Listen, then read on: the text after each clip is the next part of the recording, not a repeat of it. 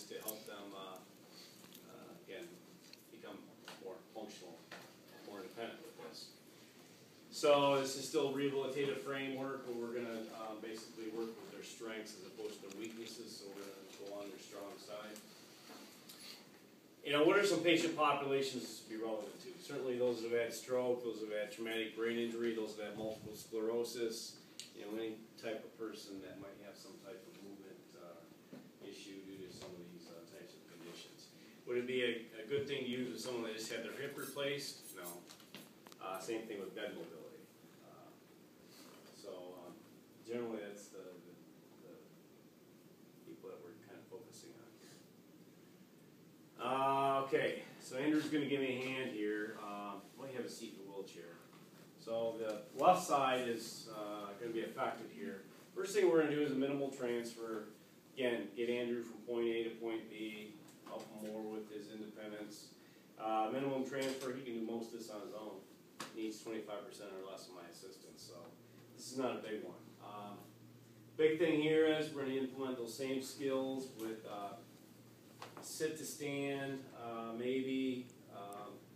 I'm not going to get on the side and jump around the front of them. I'm going to kind of approach my patient a little bit different here. And then it's a matter of some physical cues and verbal cues. And sometimes just intuitively the patient picks up on this, meaning they know they need to sit down in that chair.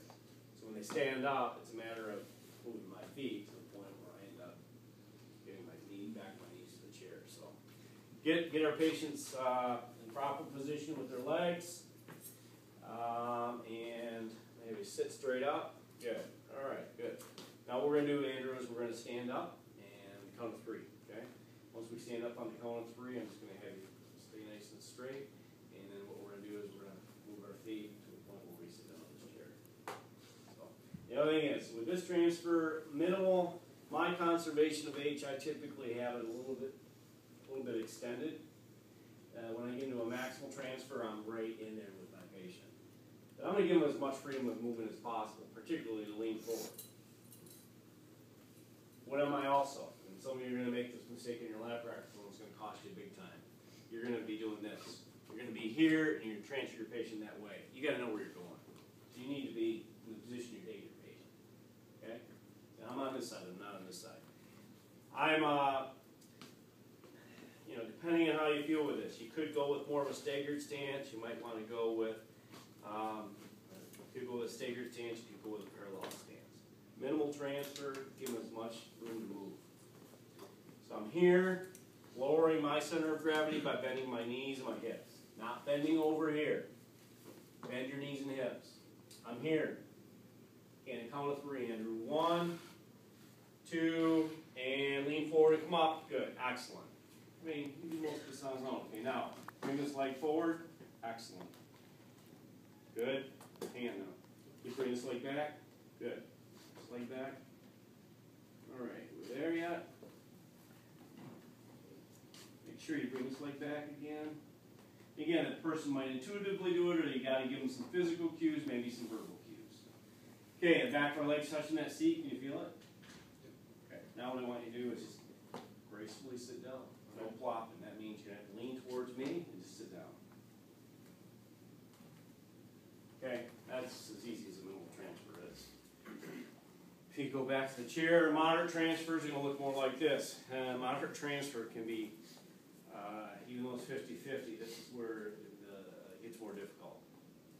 Your person's typically unsteady, and they may even have a knee that wants to buckle on you. Okay? So let's just say they do have a knee that wants to buckle on you. Still going towards the strong side. A couple things I'm going to do. I'm going to come here. So we got him in a good position here. I'm actually on the other side of his weak leg that could buckle. So I'm going to kind of keep it from buckling with my leg. So it'll look like this. I'm in here. Now I'm getting a little more aggressive. You know, I'm going to allow him to do as much for himself as possible, but I also don't want an accident here. So at count of 3, we're going to stand up, okay?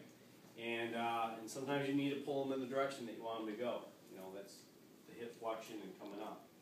And then what we're going to do is first stand up nice and straight.